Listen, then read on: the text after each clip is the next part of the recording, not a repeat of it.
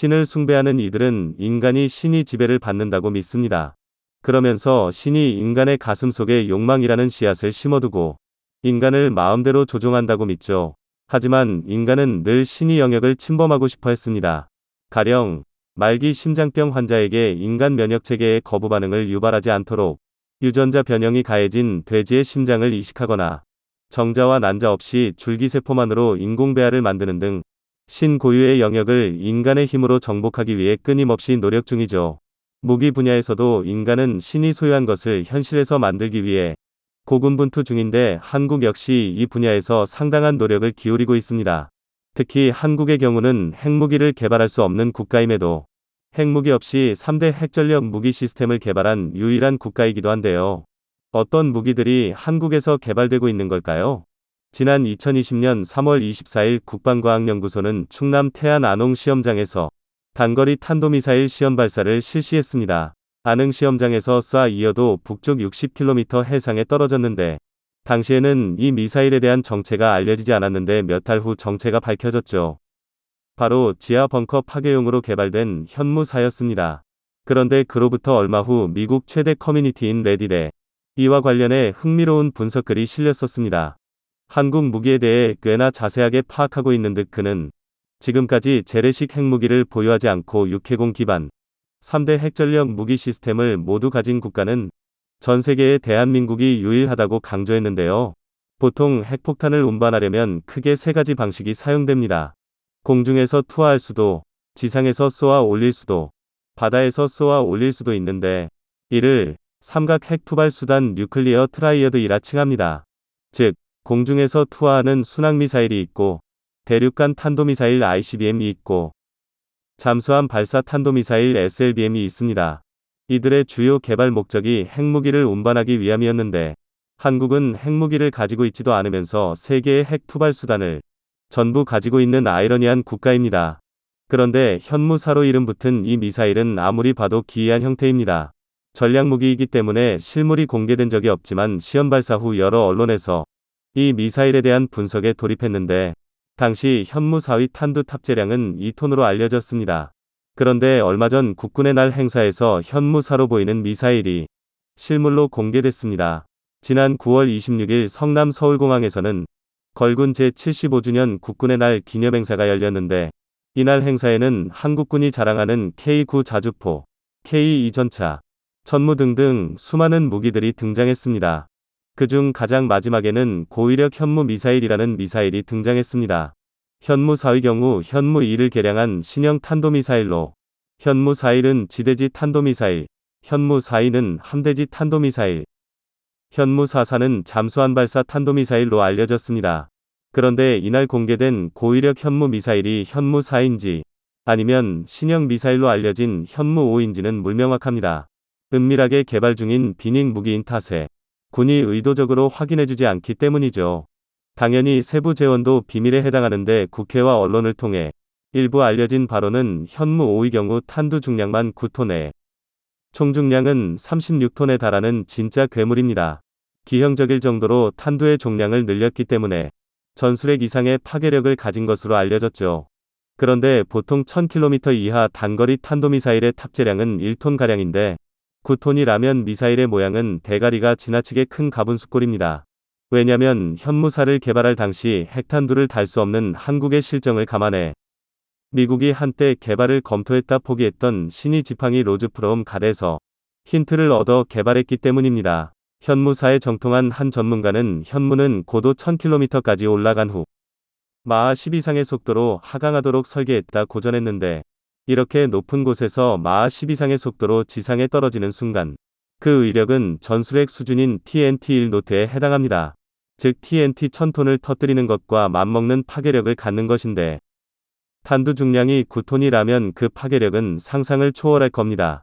도대체 신의 지팡이가 무엇이길래 미국이 개발을 검토하다 포기했는지 또 한국은 어떻게 신의 지팡이에서 현무 4의 아이디어를 얻게 된 것일까요? 패배하기는 했지만 베트남 전쟁에서 미국은 레이지 도그이라는 폭탄을 사용해 베트콩을 깨부순 경험이 있습니다. 레이지 독은 폭약을 넣지 않은 강철 폭탄입니다. 폭탄인데 폭약이 없다니 어폐가 있어 보이지만 사실입니다. 미군은 모탄에 해당하는 커다란 용기의 길이 25mm, 지름 10mm 크기의 무게 20g짜리 총알 모양의 금속을 잔뜩 담은 후 이를 하늘에서 투하했는데 그 파괴력이 어마어마했습니다. 아주 작은 총알 모양 금속들이 지면 근처에 도달했을 때는 초속 210m라는 무서운 속도에 도달했죠.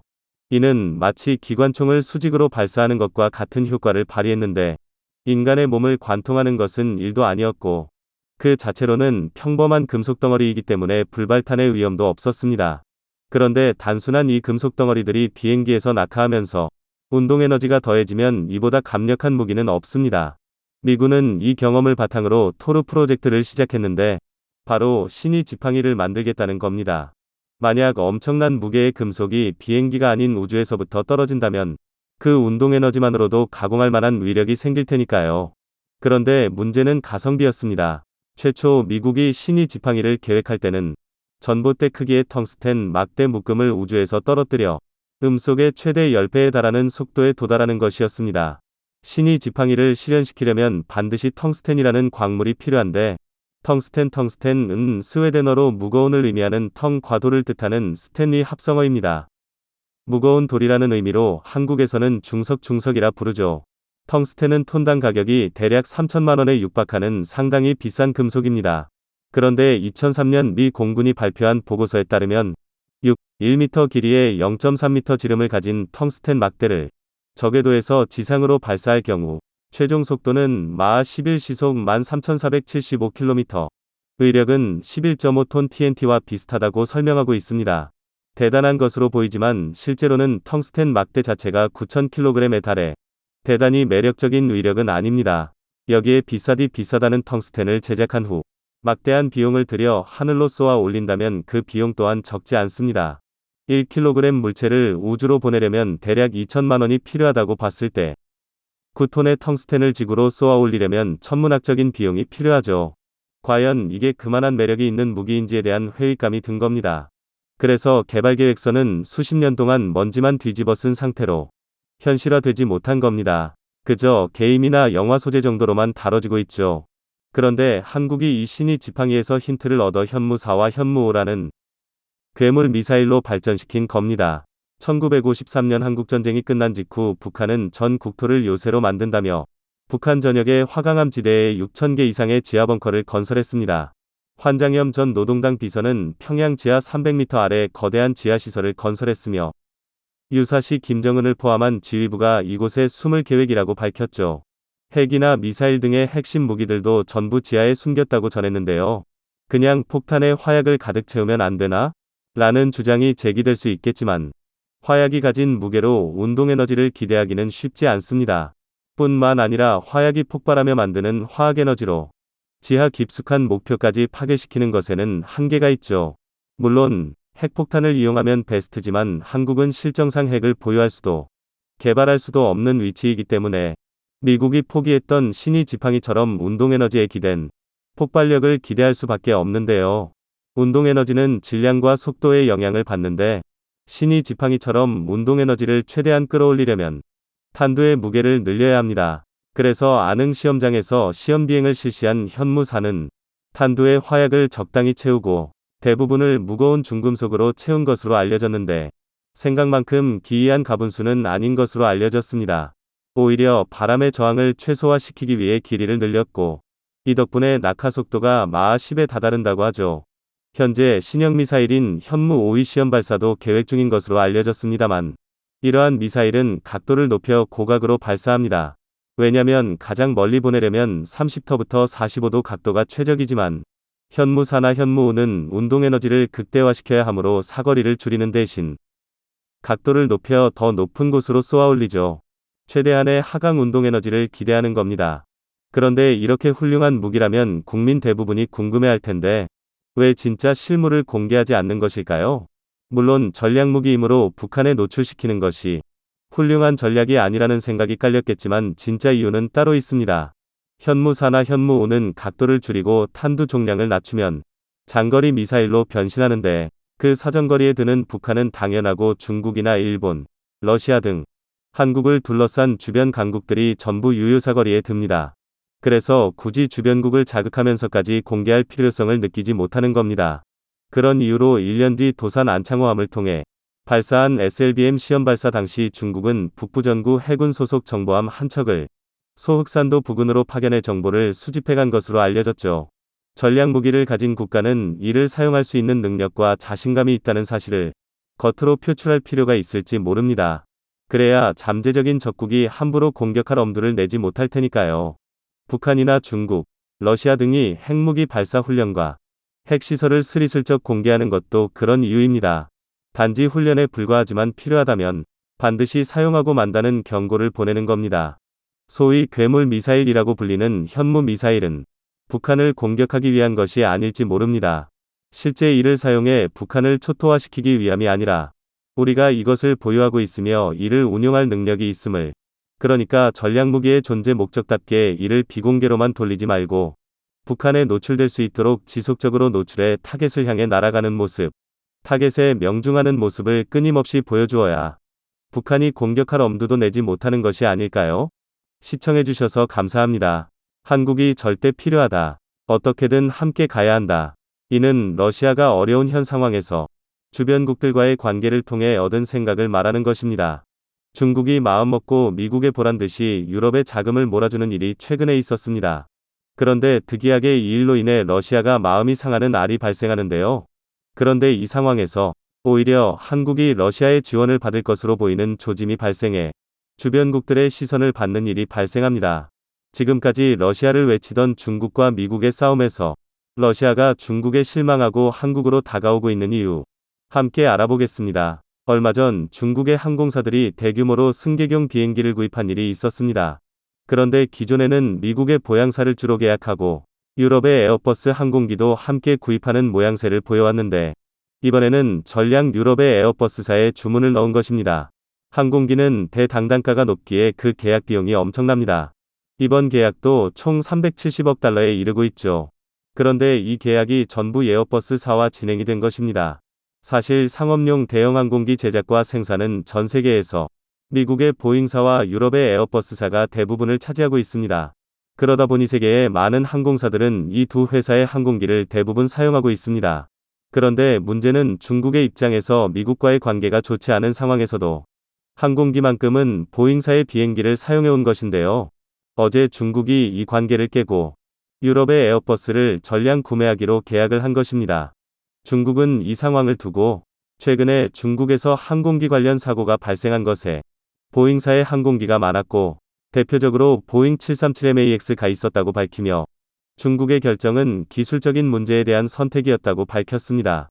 하지만 현 상황에 대해 전략 분석가들에 따르면 중국의 답변아 보여주기 10대 답, 중국의 이런 행동 자체가 트럼프 정권의 미국이 중국을 압박하던 2017년부터였는데 비행기 관련 사고는 보잉 737MAX 사고 이후 거의 해결되었으며 마지막 결함도 2018년 이후에나 발생한 것이라는 겁니다.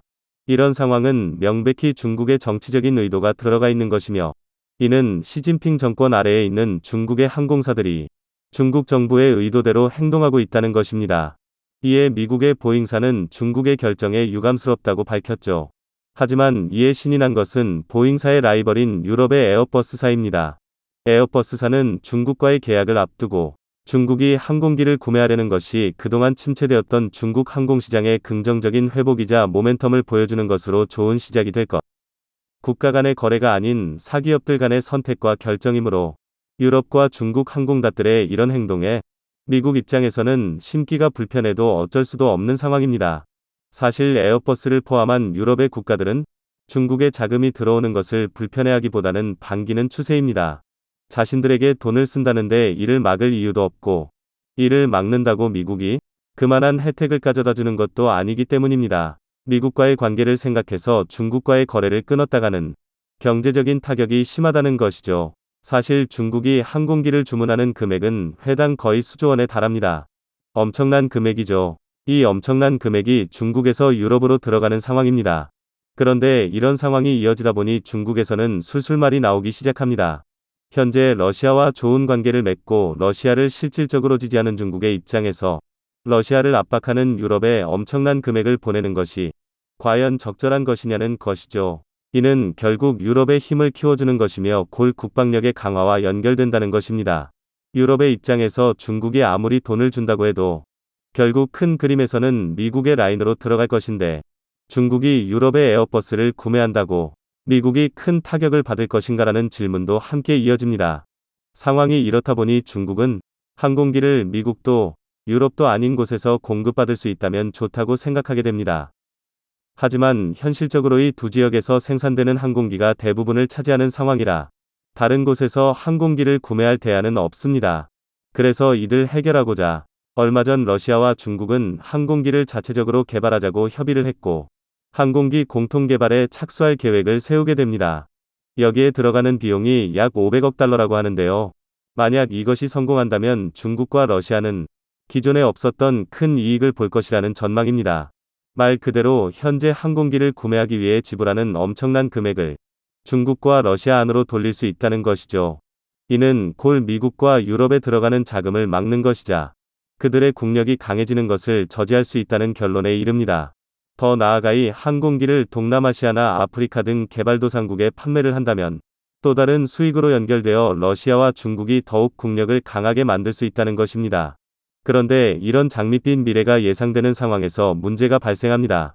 바로 중국과 러시아의 관계가 이번 사태로 인해 삐그덕거리기 시작한 것인데요.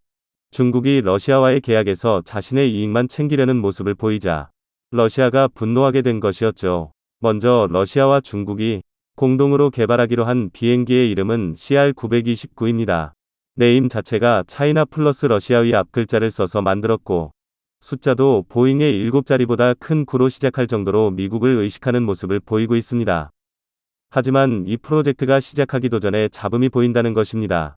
홍콩 사우스차이나 모닝포스트에 따르면 중국과 러시아가 추진하는 장거리 여객기 개발 프로젝트가 불투명하다며 중국의 이기적인 행동에 러시아가 더 이상일을 진행하는 것에 회의적으로 나오기 시작했다고 전하고 있습니다. 서로 힘을 합치기로 해놓고 이게 무슨 일일까 궁금해집니다. 사실 여기에는 중국의 이해하기 힘든 행동이 발단이 됩니다. 중국은 러시아에게 이런 제안을 하는데요. 먼저 항공기를 함께 개발한 후 판매에 있어서 자국에 판매하는 물량에 대해서는 전적으로 그 수입을 자국이 가져가야 한다고 주장한 것입니다. 이는 중국 내 판매 물량에 대해서는 러시아가 전혀 이익을 가져갈 수 없다는 것입니다. 러시아의 입장에서 공동 개발한 제품에 대해서 함께 이익을 나누자고 협의를 했는데, 중국은 어차피 대부분의 판매는 중국 내에서 발생할 것을 알고 있는데 굳이 수익을 나눌 이유가 없다고 판단한 것으로 보입니다. 또한 해외에서 발생하는 항공기 수입에 대해서는 나누자고 했지만 이 또한 문제가 있습니다. 항공기는 안전이 우선시 되는데 각 국가들이 역사와 전통, 기술력으로 인정받고 있는 보잉과 에어버스를 놔두고 중국 러시아산 항공기를 바로 구입할 것으로 보이지도 않기에 이 수익 배분도 큰 의미가 없는 상황입니다. 또한 중국이 주장하는 것에는 문제점이 더 있습니다. 미국과 유럽을 상대할 항공기를 만들자고 위기투합했으면서 정작 항공기에 들어갈 부품은 러시아제가 아닌 유럽과 미국 제품을 사용하자고 주장한 것입니다. 이는 러시아에게 엄청난 굴욕이나 마찬가지인 것이죠. 관련 부품을 충분히 러시아가 제공할 수 있는 상황이기 때문입니다. 사실 중국은 미주나 유럽 또한 판매의 타겟에 넣어 그 나라의 기준을 충족하고 싶어하고 있습니다. 그런데 러시아 부품 일부에서는 사고 발생이 종종 일어나고 있기도 한 상황이죠. 중국은 이 점을 부각시키면서 러시아 부품 대신 미국과 유럽의 부품을 사용하자고 한 것입니다. 하지만 이런 중국의 행동은 유럽에 대항하고 있는 러시아에게 중국이 말로만 함께하자는 것처럼 보일 수 있다는 것인데요. 이에 러시아의 보리소프 부총리는 중국이 거대 자본 국가가 되면서 러시아를 가볍게 보고 있다. 러시아 언론 또한 이런 상태라면 중국과의 항공기 개발 계획은 없던 일이 될 가능성이 높다. 하지만 러시아가 말은 이렇게 하지만 현 상황에서 중국과의 관계는 매우 조심스러운 입장입니다. 현재 우크라이나의 전쟁 상황에서 러시아를 지지해줄 수 있는 영향력 있는 국가는 중국이 유일한 상황이기 때문이죠. 상황이 이렇다 보니 문제가 생기는 지점이 있었습니다. 바로 러시아의 동쪽 끝에 위치한 연해주 지역을 개발하는 계획입니다. 러시아는 이를 극동개발계획이라고 부르죠. 러시아는 이곳을 예전부터 더욱 개발하기 위해 준비해왔습니다. 이곳은 러시아에게 부동항으로 매우 중요한 곳이죠. 역사적으로 이곳 연해주 지역은 아편전쟁 이후 약해진 청액에서 러시아가 획득한 곳이기도 합니다.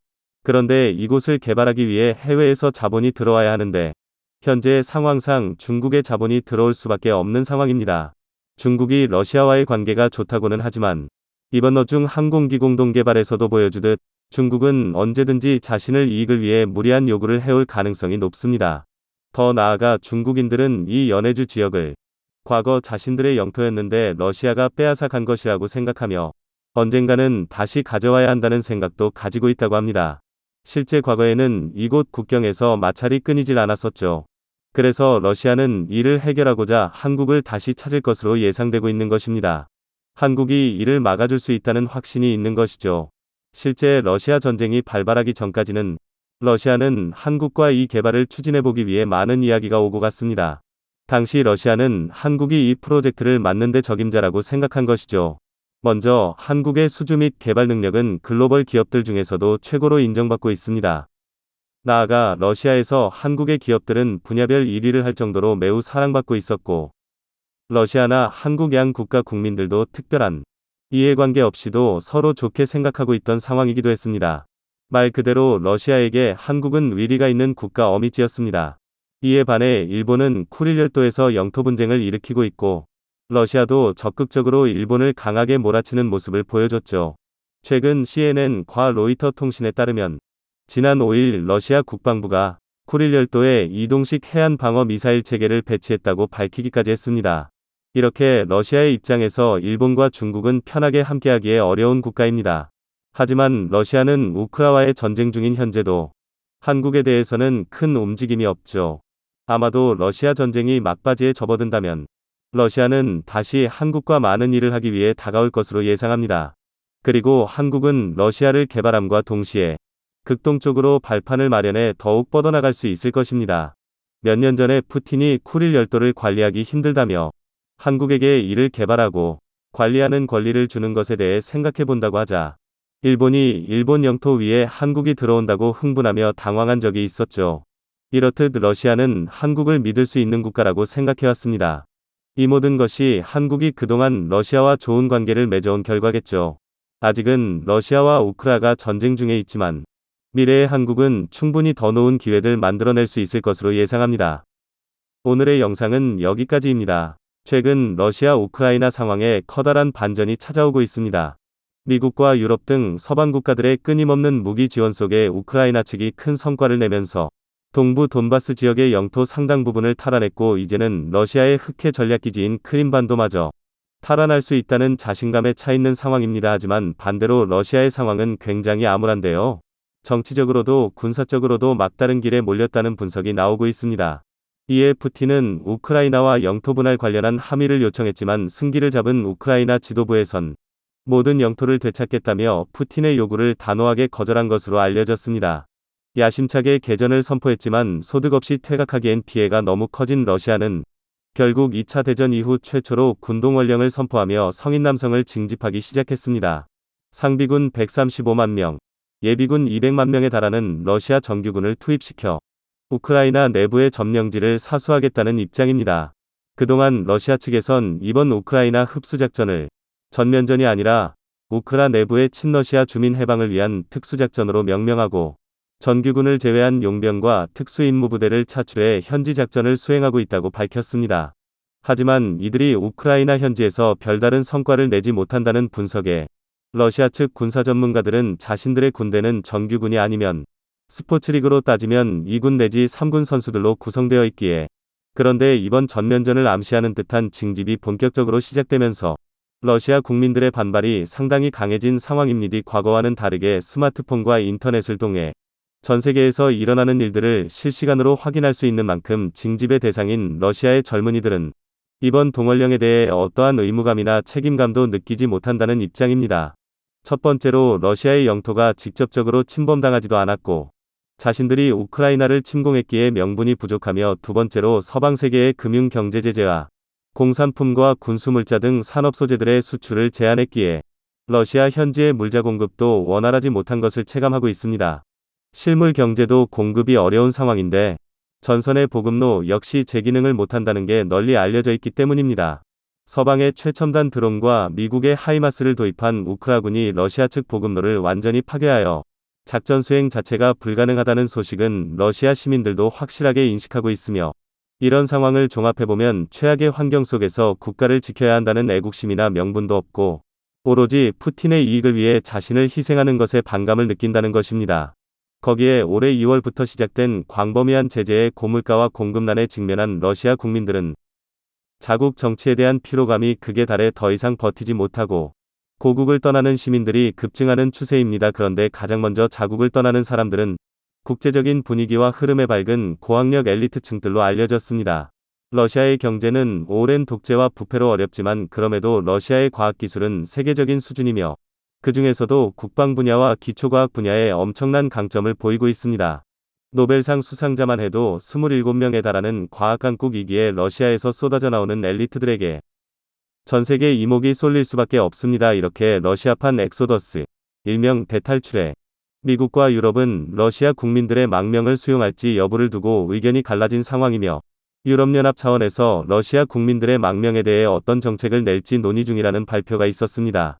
한국의 방산장비를 대량으로 수입한 폴란드는 러시아 국민을 받지 않겠다고 공식적으로 알렸고, 러시아와 국경을 맞대고 있는 발트 3국과 체코 역시 러시아 국민들의 망명에 회의적인 입장을 취하며 국경문을 걸어잠궜습니다. 푸틴의 전군 동원령이 발표된 직후 유럽 국가들과 육로로 연결된 러시아 국경 인근은 러시아를 빠져나가는 차량 행렬로 도로가 마비되었으며, 러시아 당국은 공식적으로 자국을 빠져나가는 국민은 거의 없다고 발표했지만, 러시아 인접국들이 추산한 규모는 대략 200만 명 내지 300만 명의 러시아 국민들이 순식간에 빠져나갔다고 언급했습니다. 러시아에서 무비자로 입국 가능한 터키와 중국, 이스라엘 등으로 가는 비행기표마저 순식간에 동난 가운데 러시아 망명자들의 최종적인 목적지는 한국이 가장 많다는 소식이 나오고 있습니다. 특히 고학력 엘리트들, 그 중에서도 국방과 과학 분야를 전공한 석박사급 인재들이 한국에 망명하려 한다는 소식이 전해지는 상황에 미국과 유럽에서는 푸틴의 러시아에는 반대하지만 러시아 측의 인재를 놓쳐서는 안 된다는 의견과, 그럼에도 러시아의 망명자들을 받아줄 수 없다는 의견이 충돌하고 있습니다.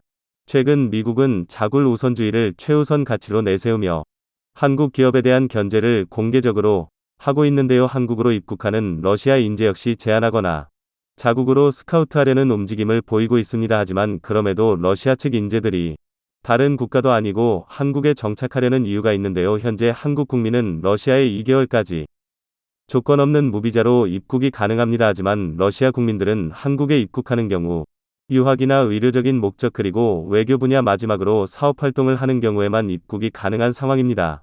따라서 이번 러시아 대탈출에서 평범한 러시아 시민들은 곧바로 한국에 입국하지 못했고, 자격을 갖춘 사업가나 학술적인 목적을 가진 대학 교수와 연구진 등 나름 사회에서 명망 있는 엘리트층이 입국을 시도하고 있습니다. 한국의 과학기술 분야, 그 중에서도 방산무기 분야의 뿌리는 러시아라고 해도 과언이 아닐 정도로 러시아 영향을 많이 받았습니다. 한국이 개발한 누리호의 로켓 추진체는 러시아의 엔진으로부터 큰 도움을 받았고, 이로부터 한국은 사실상 ICBM 대륙간 탄도미사일의 기술력을 확보하게 되었습니다. 게다가 이번에 아랍에미리트 UAE에 4조 원 규모의 수출을 성사시킨 천국 미사일은 러시아와 공동 프로젝트로 개발했습니다. 이 밖에도 한국의 수많은 미사일과 방산무기 체계는 러시아의 영향을 받아 빠른 속도로 발전했다는 것은 부정할 수 없는 사실인데요. 러시아 측 과학기술 분야 인재가 한국에 들어오면 기술자로서 최고 대우를 받을 뿐 아니라 안정적인 직장과 한국의 안전한 사회환경 등 다양한 이점이 있는 상황입니다. 게다가 러시아 국민들에게 한국은 호감도 1위의 국가일 정도로 러시아 현지에선 현대기아 자동차와 삼성전자의 갤럭시 스마트폰이 점유율 1위를 하고 있으며, 삼성과 LG전자의 가전제품이 점유율 1위를 다투는 등 사실상 제2위 한국이라 불릴 만큼 한국산 물건이 잘 팔리는 국가입니다. 그만큼 러시아 국민들에게 한국의 인식은 긍정적인데요.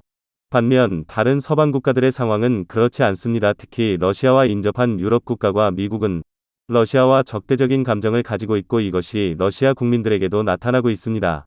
이번에 러시아를 탈출한 국민들이 유럽과 미국의 망명을 신청해도 받아주지 않는 곳들이 대부분이며, 이들을 받아준다고 해도 현지 사회에서 동화되기란 매우 어려울 수 있다는 전망이 나옵니다. 러시아와 서방의 감정은 최근 몇 년에서 몇 개월 사이에 만들어진 게 아니라 1800년대 후반부터 120년 넘도록 유지되어 왔기에 쉽게 사라지기란 어렵다는 것입니다. 하지만 미국과 유럽의 일부 국가에서도 러시아 국민들은 몰라도 러시아의 과학기술 인재들은 데려와야 한다는 주장이 나오고 있습니다. 특히 미국에 가지고 있는 세계 최고의 과학기술은 순수하게 미국으로부터 나오지 않았습니다.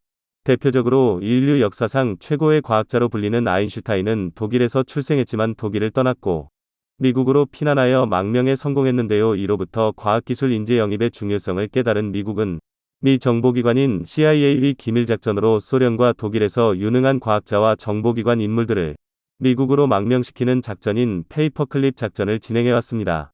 2차 대전 당시부터 진행된 해당 작전으로 미국은 독일의 유능한 과학자들과 소련의 과학자들을 동해의학계 발전부터 우주항공 기술까지 사회 전반적으로 이르는 엄청난 발전을 이뤄내 이 당시는 과학기술의 르네상스라고 불릴 정도로 눈부신 발전을 이뤄냈고 그 결과 현재 미국은 명실상부 세계 1위의 초강대국이 되었습니다.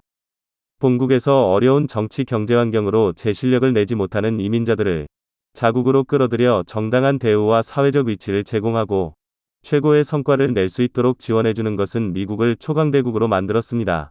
이런 유사한 기회가 한국에서도 벌어지고 있습니다. 전 세계에 대한 한국의 국가적인 호감도는 5천년 역사상 최고를 달리고 있습니다. 그러과 한국 드라마 영화를 비롯해 문화적인 영향력으로 세계를 장악했으며 반도체를 비롯한 첨단 산업으로도 세계 1위, 건설, 토목, 조선 등 중화학 공업으로도 세계 1위이며 방위산업 분야에서도 급격한 발전을 이뤄내 지금 추세라면 내년 안으로 방산 수출 5위, 2030년대로 방산 수출 3위를 달성할 수 있을 것으로 전망됩니다. 이런 과학적인 성과에 날개를 달 수 있는 방법이 세계 2위 방산 분야를 기록하던 러시아 측 인재를 적극적으로 받아들이는 것입니다. 유럽연합과 미국이 러시아 측 국민들을 받아들일지 말지 갈팡질팡하는 가운데 독일은 러시아 국민들의 망명에 호의적인 태도를 보이고 있습니다. 낸시 펜저 독일 외무장관은 현지 매체와의 인터뷰에서 독일에서 정치적 박해를 이유로 망명을 신청할 수 있다며 러시아 시민들의 독일 입국을 독려하고 있습니다. 지난 2월 러우 사태가 일어나자 독일은 특별 국방 예산을 50조 넘게 추가 편성하고 국가 재무장을 선언했습니다. 재무장 선언한 지 불과 며칠 만에 미국의 F-35 스텔스 전투기 추가 도입과 방위산업 예산 대폭 증가 등 빠른 속도로 군수물자 확충과 개발에 투자하고 있는데요. 이런 흐름과 러시아 국민들을 받아들이는 것은 크게 다르지 않다는 주장도 나오고 있습니다. 하지만 독일의 정치권과 지도부에서 러시아 인재를 받아들이고 싶어하는 분위기와는 다르게 독일 현지 사회의 반러시아 분위기는 러시아 국민들의 독일행을 망설이게 하고 있습니다. 하지만 한국은 많은 과학기술과 군사 분야 교류를 이뤄낸 러시아에게 큰 반감이 없으며 게다가 러시아 역시 한국이라는 국가 자체에 호감을 느끼기에 많은 러시아 측 인재들이 한국으로 향하고 있다는 소식인데요. 물론 중요한 국가시설에서 근무하던 사람들은 우리 측에서 확실하게 새로운 신분을 제공해주는 등 러시아로부터 불이익을 당하지 않도록 혜택을 제공하는 프로그램이 필요하다는 주장도 나오고 있습니다. 이번 소식에 시청자 여러분들은 어떻게 생각하시나요? 댓글로 남겨주신 의견들은 다음 소식에 긍정적으로 반영하고 있습니다. 구독과 좋아요, 알림 설정은 저희 채널에 정말 큰 힘이 됩니다. 여기까지 시청해주셔서 정말 감사드리며 항상 건강하시고 행복하시고 좋은 일들만 가득하시길 바랍니다.